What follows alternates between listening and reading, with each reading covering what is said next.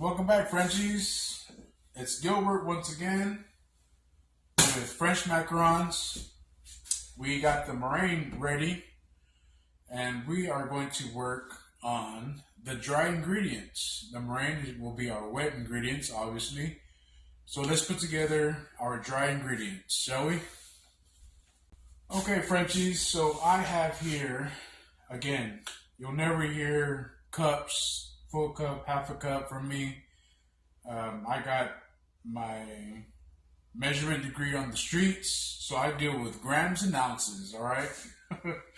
Anyway, we have 138 grams of almond flour, and we also have 125 grams of powdered sugar. Not granulated sugar, but powdered sugar.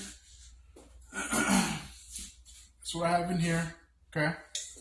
It has been sifted in because we want a very fine powder.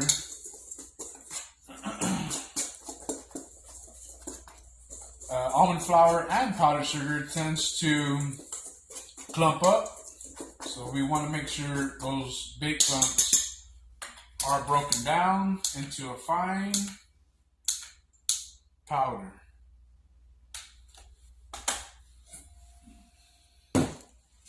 Okay, so what I did was I got the almond flour, put it inside my sifter, and sifted it into the big bowl. And I just whisked it up to help combine the almond flour and powdered sugar. So I am going to run this again.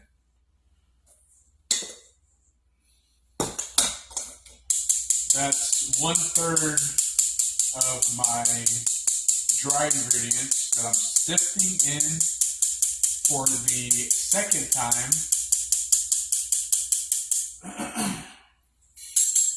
There are going to be little granulated bits in your sifter.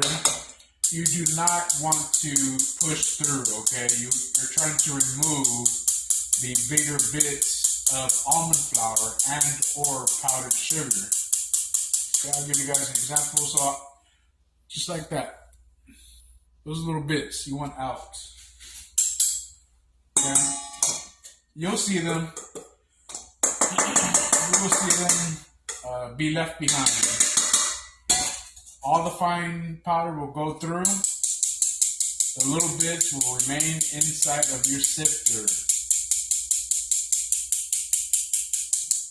Okay, again, little bits.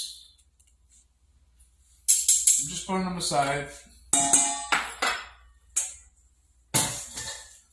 138 grams of almond flour, 125 grams of powdered sugar. And now we are ready to combine our ingredients.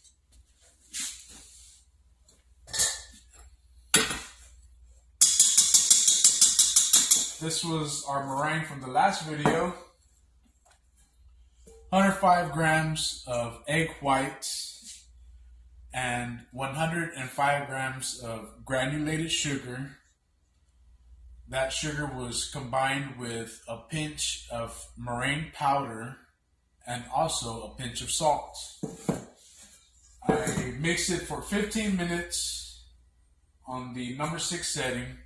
Please refer to the meringue video for a little more details. If you have any questions, please comment the questions, leave some stars, and I'll leave some answers. I would appreciate that very much. Alright, so I've already sifted the dry ingredients 2 times, okay? This is going to be the 3rd time. Make sure I'm ready. Okay. 1, 2. I know that 2 of these spoons is give or take about 1/3 of the dry ingredients. So I'm adding 1/3 of the dry ingredients into my meringue.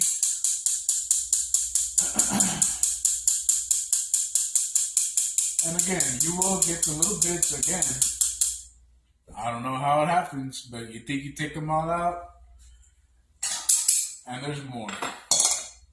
All right, so now we macaronage.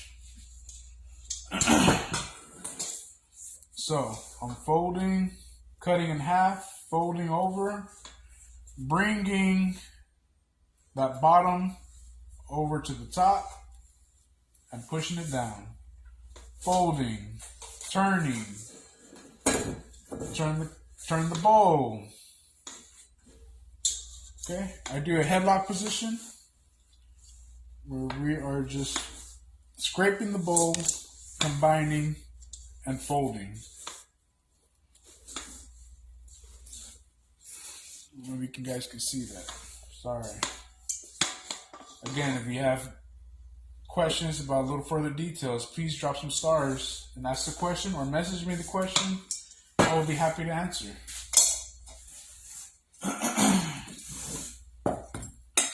The second part of our dry ingredients, going through the sifter.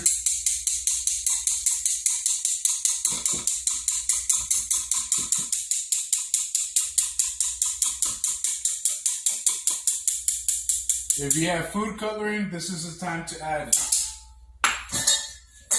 Give me 1 minute.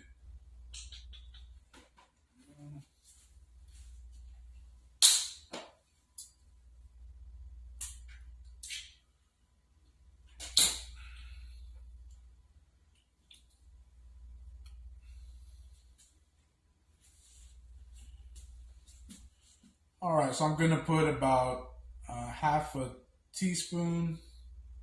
I'm using brown. This is Wilton food coloring. Again, about half a teaspoon. And then we mix again. Turning, cutting, scraping. Clean your spatula. Turn more. All we're doing is just combining the ingredients, guys, okay? No more than that. Once they're combined, we add the last third portions of our dry ingredients. Man, got my jacket dirty.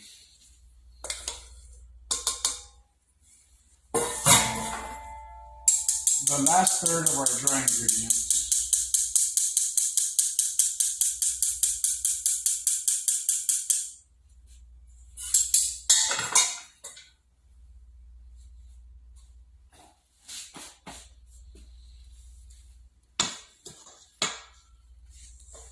Okay, turning, splitting, cutting in half, not with a knife, with the spatula. You want to make sure everything gets incorporated, especially that color.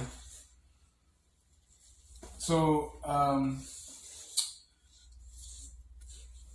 another great detail to add to the world of macarons is that this part right here is the very most important part. A lot of people overmix, resulting in cracked tops, fragile shells. A lot of people undermix. It's all about consistency, guys. Okay? Clean that spatula. Scraping. Turning.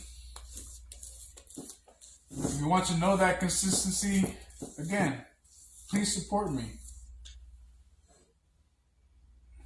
I will tell you, I won't leave you hanging. Once you get a figure 8, I'll show you here in a little bit.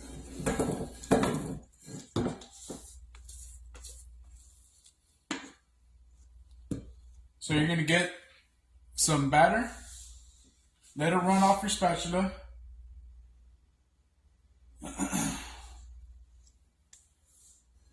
Try to make a figure 8. See how it broke? It was going, then it broke. That means it is still under mixed. So mix a little bit. Try to do a figure 8. It broke. See that? It's breaking. Just clean the spatula and try again. I'm going to say it's almost there. Maybe a couple more turns.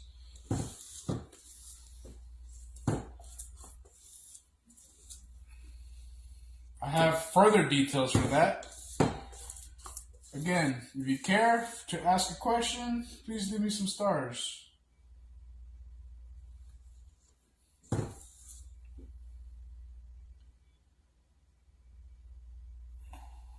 The number 8. I was able to make a figure 8 without the batter splitting in half. See how it's running? It broke at the end, but that's okay. I think if I mix any more, maybe overmixed. Still good. Extra large piping bag. I'll be right back.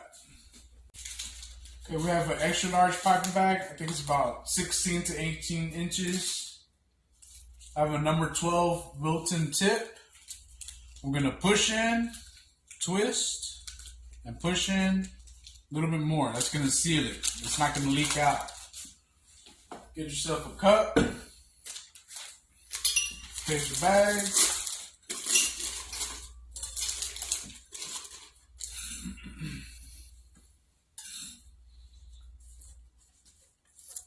Put my macaron mixture inside the piping bag. There you go. Beautiful.